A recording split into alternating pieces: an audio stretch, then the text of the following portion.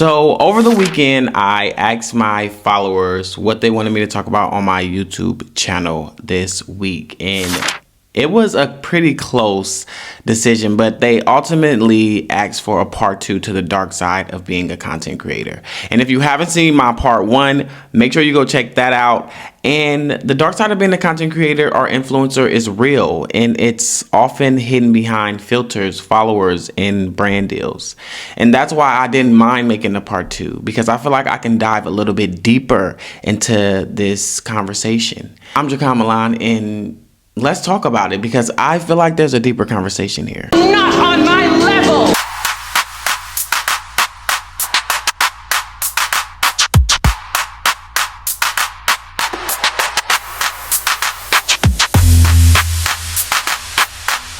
So like I said, I want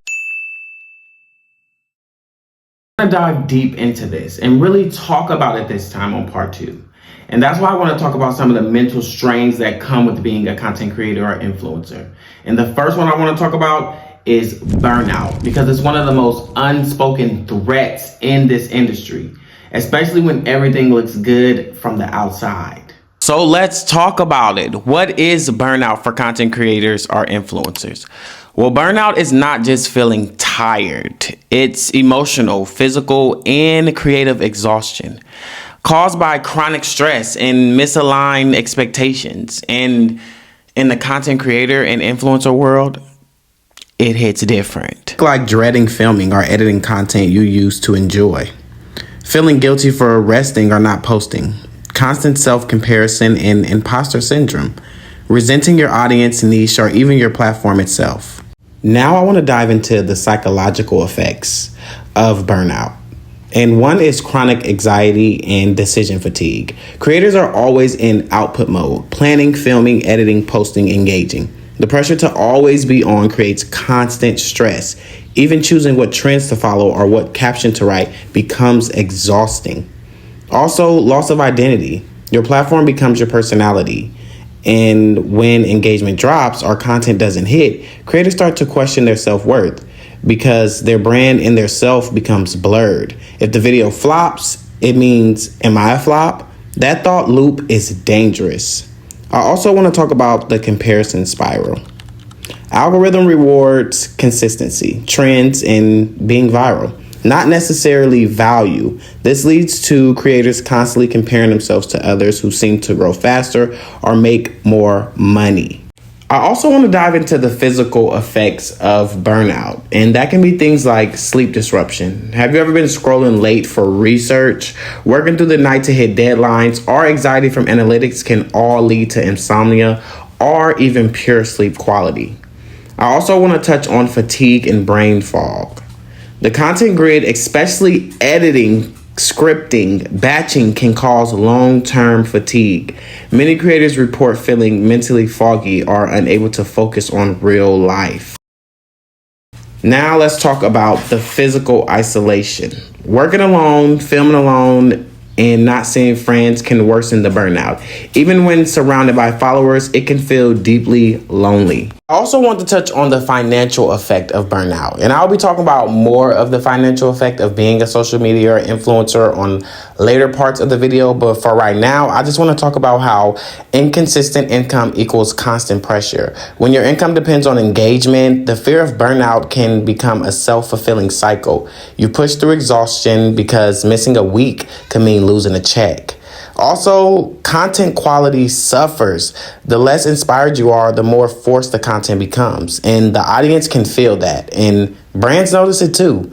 And so the cycle of low engagement equals more burnout continues. Talk about the emotional effects of burnout. The resentment towards your platform or niche. You feel stuck in your content you no longer love because it's what performs. You feel guilty for taking breaks. You feel bad for not posting, even when your body and mind are begging for rest. Questioning your purpose. You wonder if what you're doing actually matters, or if you're just part of the algorithm machine. Let's talk about why burnout hit creators so hard. Because content creation isn't just your job. It's your personality, your creativity, your face, your name. When you burn out, it doesn't just feel like work is hard. It feels like you're broken. Now, it wouldn't be right if I didn't offer you some help in dealing with burnout and being a content creator. First, what you want to do is boundaries with these platforms. Schedule time off of social media. Turn off notifications and automate where possible. It'll help in the end. Also, you can redefine success. Not every video has to go viral. Focus on connection, not perfection. That's one that I had to really learn. And next, you can reset cycles. Work in content sprints, film for several days, and then reset for several days.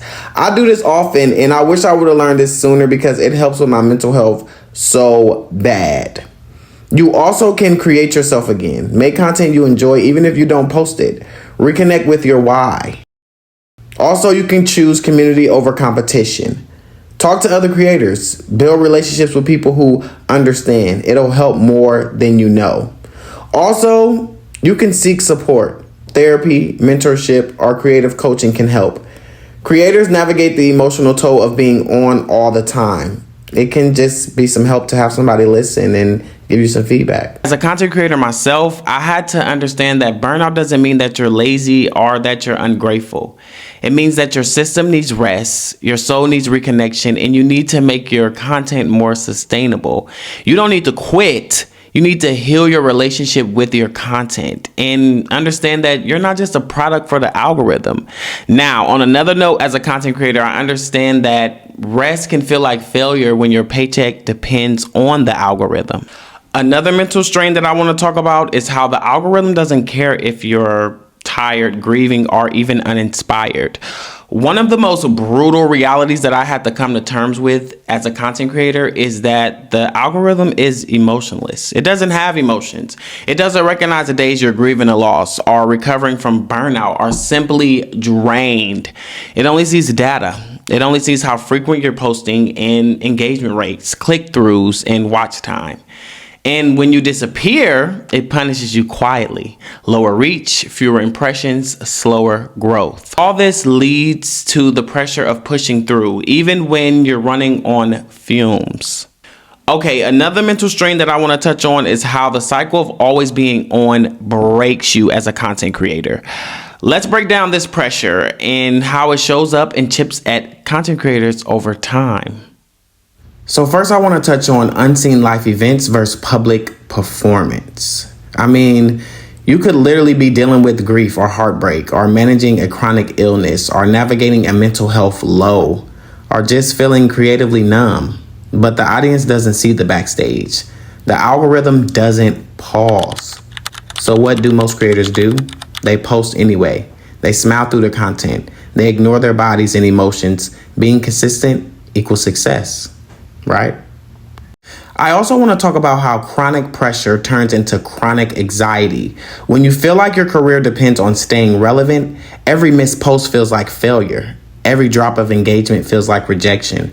Every low performing video makes you question your worth.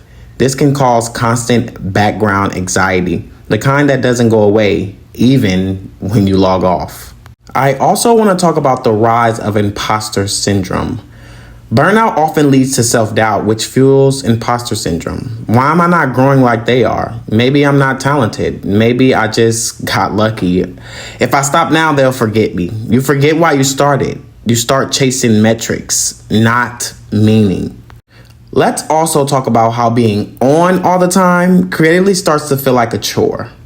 Something that used to light you up becomes a deadline, a performance, a task to check off. Not a story to tell. You might be making content that works, but it doesn't feel like you anymore. That disconnect hurts, and it shows. Talk about the paradox of success. The more you grow, the more pressure you feel like to not stop. People say you're doing so well, not seeing the anxiety and panic attacks you had before uploading or the dread of being off brand. Success becomes a trap, and we're taking breaks. It feels like you're throwing it all away. Let's talk about what no one tells you. Sustainability is more important than being viral. Consistency should not come at the cost of joy or health or your identity. The most powerful creators are not the ones that never stop. It's the ones that learn when to pause, protect their peace, and create from a place of authenticity. Now, I also want to talk about something that most creators are not going to talk about, and that's creator fatigue. Seeing others go viral while your best work gets ignored. It's one of the most painful and confusing feelings that I've felt myself. You pour hours, sometimes days, into filming, editing, scripting, and designing a piece of content, and you're proud of it. You post it and it flops. Meanwhile, someone else posts a 7-second clip with minimal effort and it goes crazy viral. Over time, it isn't just disappointing, it's exhausting. That comparison fatigue, the emotional wear and tear of constantly measuring your work, your worth, and your success against others. Let's talk about what comparison fatigue feels like. The quiet questioning. Am I not talented enough? Is my content just not good? Why do they grow and I don't? It's not just envy. It's self-doubt disguised as logic. And let's also talk about the emotional whiplash. Social media forces you into a cycle of extreme highs and extreme lows. One post pops off and you feel unstoppable. The next 10 flops and you question everything. The inconsistency wears you down. Not just your confidence, but your creativity too. Let's talk about how comparison fatigue also doesn't let you enjoy your wins. Even when you finally do get a win, it can feel like it's small because someone else did better. That big video you hope for 10K views hits 20K, but your peer hits 200K. Instead of celebrating, you feel like you're falling behind again. And let's not even mention how the algorithm fuels the fatigue. Platforms show you what's popular, not what's real. So you're constantly being fed curated versions of people's success, perfect aesthetics, viral hits, brand deals, fan reactions. And you start comparing your highlight reels to your raw process, your 2 a.m. editing sessions, your anxiety about engagement, your content that barely moves. It becomes harder and harder to trust your own lane when the algorithm keeps showing you someone else's highway. Now, let's touch on the deeper damage. The creative shrinks. You stop experimenting and start mimicking what's working for others, even if it's not aligned with you. The joy disappears. Content becomes a numbers game, not passion. Authenticity fades. You stop asking, what do I want to say? And start asking, what works for them? Self-worth ties to metrics. You believe your value as a creator depends on how many likes or followers you get. Now let's talk about how to deal from comparison fatigue. First, I would say mute, unfollow, or log off. You don't have to see everyone's journey all the time. It's okay to protect your mental peace. I will also say track your growth, not theirs. Even if your views aren't viral, are they improving? Are you building community, getting comments, DMs? That's growth. Also, you can recenter your why. Ask yourself, if no one liked this, would I still be proud of it? That's how you know it's real. Also, celebrate quiet wins. Not everything has to be viral to be valuable. A DM that says, this helped me. A new follower who really gets your message. A video that flopped but finally expressed something that you've been holding in. These things matter deeply. And I would say for the last thing, limit the scroll. Comparison thieves and doom scrolling replace some of your scrolling time with your own content creation, reading, meditating, or literally just being offline. And these are just my final thoughts about comparing yourself to other creators. You don't need to win the race to be on the right path. The people you're comparing yourself to might be just as tired as you, lost or scared as you. But you're only seeing the shiny parts. Your journey isn't late, it's layered. Comparison fatigue is real, but your voice is still needed, even if it's quieter, even if it hasn't gone viral yet. Another mental strain that people don't talk about when it comes to being a content creator is loss of privacy. The more you share, the more people feel entitled to your life. Boundaries blur, people dig into your past, speculations about your relationship, or they weaponize your vulnerability. Even faceless creators get doxxed or exposed if they say the wrong thing. Now, let's talk about the big one here. Let's talk about the inconsistent income, the financial whiplash of being a content creator. You can make $5,000 a month and $200 the next, and there is no clear reason why. That's not a side effect of content creation. That's part of the job. And it creates deep, unsettling anxiety that most people never talk about openly. But let's talk about it a little bit here. Let's talk about why it's so unstable. Brand deals are sporadic. There's no guaranteed monthly paycheck. You might book 3 sponsored posts in June and none in July. Trust me, it's happened to me. Sometimes brand deals push back. Deadlines cancel last minute, or worse, ghost after you've already done the work. That is the worst feeling ever. You send the invoice, you send the follow-up, you send the follow-up to the follow-up, and still nothing. Late payments aren't rare. They're the norm. Another reason why it's unsustainable is platform-dependent earnings are out of control. One week your reels are getting 100K views. The next week, maybe 800. Also, a shadow ban, an algorithm shift, or even one controversial post can tank your engagement. And with it, your ad revenue or affiliate income.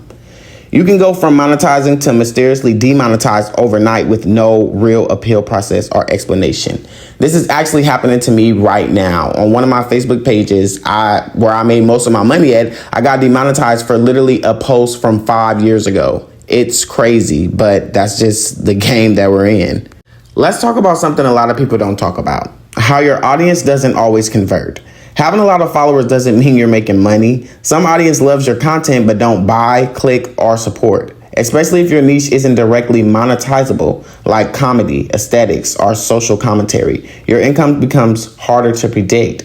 You might go viral, gain 20K followers, and still make 100 that month. And trust me when I say this is so true. Trust me, trust me, trust me. Let's also talk about how platform rules can change overnight. TikTok Creator Fund becomes the creative program and the requirements shift. YouTube changed its partner program thresholds. Instagram deprioritizes reels, then promotes carousels, then goes back again. These shifts can directly affect your reach. And if your income depends on the reach, you're constantly in survival mode. Let's also talk about the emotional and mental toll of financial instability. You question your career choice. Is this even sustainable? You can't plan for the future. No sustainable income equals no security, equals no savings or investments. You feel guilty for taking time off. What if I lose my momentum? Every slow month feels like failure, even when it's clearly just the algorithm thing. But let's be real. Income stability equals life stability. If content creation is your full-time job, slow months can affect your actual rent, bills, and groceries. If you're supporting a family or have student loans or medical costs, the stakes are even higher. This isn't just a money issue, it's a quality of life issue. Now, let's talk about how creators like me cope, or at least try to cope. First, you can try diversifying your income streams. Selling digital products, courses, UGC, counseling, freelance gigs, using affiliate links, subscriptions, brand partnerships. But even then, it's juggling multiple unsustainable resources, if I'm being honest. What you can also try doing is batching content in high months. Make more when the money's flowing to cover the dry spells. Save aggressively during brand heavy seasons, like around Christmas or summertime.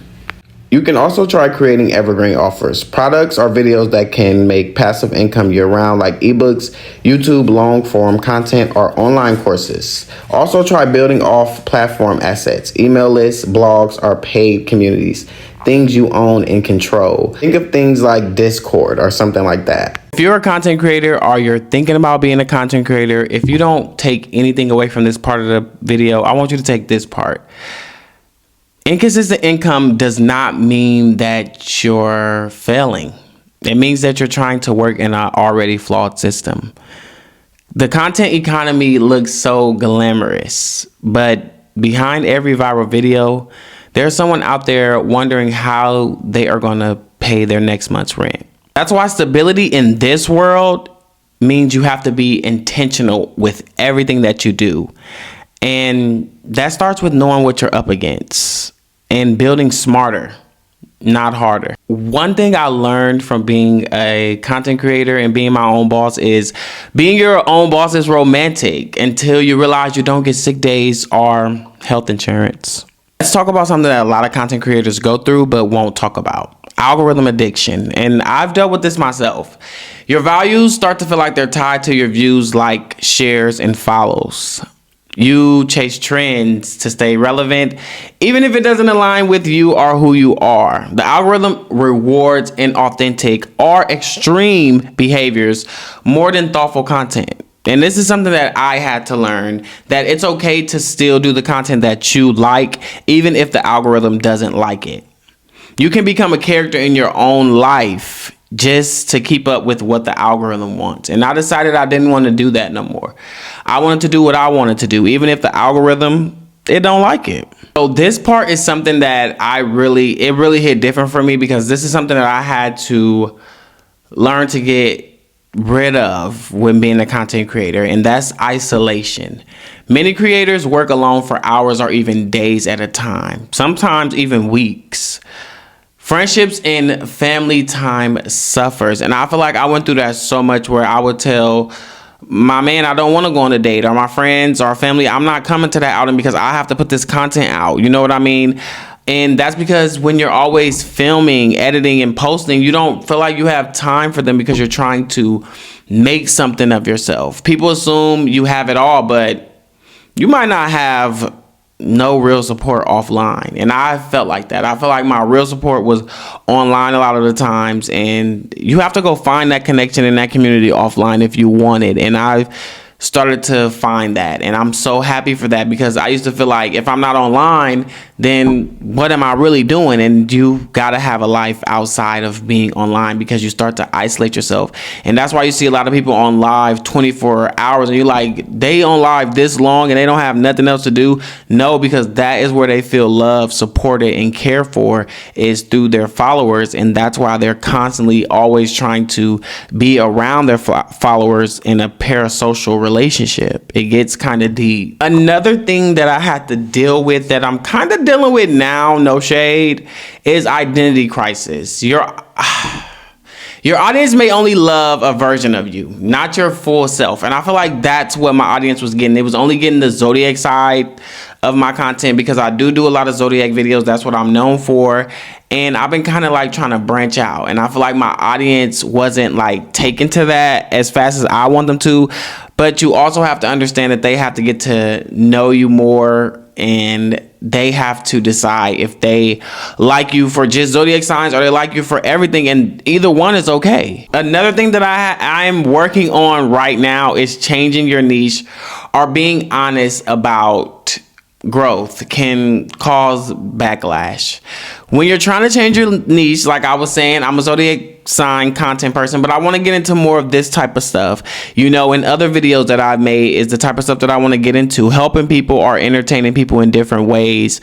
And sometimes you can get backlash for that. Some people just say, hey, I want to see zodiac signs, I don't want to see nothing else. Or if you do lifestyle content, they just want to see lifestyle content. They don't want to know your views on politics and entertainment and et cetera, et cetera. They want to know what's the best skincare routine. And sometimes that can make you feel like your worth is minimalized, and that you're not worth nothing but the constant content that you put out. And the audience needs to understand that sometimes you can get burnt out from doing that same content. I've been doing zodiac content for 6 years now, and I just want to branch off and show a different side of me. But I also feel like not just my followers or supporters punish me, but the algorithm also punishes me for switching up my niche and switching up the things that I like to do. You to start to wonder, do they like me, or do they just like the content I give them? And I've gone through this thought process. Like, oh my gosh, like, it makes me think, like, do they just care about zodiac signs and what I'm saying about the zodiac signs, or do they care about me as a person? But you got to understand, as a content creator, that is your job. Like, you are a content creator for a reason. Like, these people like your content, and you can't get offended when all they want is the content from you, when that's all you've been putting out. And that's something that I'm coming to terms with and facing myself, that I've put the content out and this is what they are accustomed to. I can't get mad for my plate being over full when these are the blessings that I asked for. Let's talk about the exploitation by brands and platforms. Brands send lowball offers of like, it'll be great exposure, or here's a free gift, or stuff like that, or let's see what the video does and I'll give you X amount of dollars if the video does this. And they are going to profit off these videos, if rather they want to admit it or not. but they don't want to give you any protection or support. Always fight for your price. And if they say no, then you just move on. That's something that I had to learn because I used to take lowball offers. Like I used to get a lot of brand deal offers because I used to apply to a lot of brand deals. And I will be doing a video on how to make money on social media besides monetization or brand deals, because I feel like for a lot of black creators, queer creators, etc. creators, it's hard to get brand deals when you're not aligned with a company's values or they don't feel like your content has value.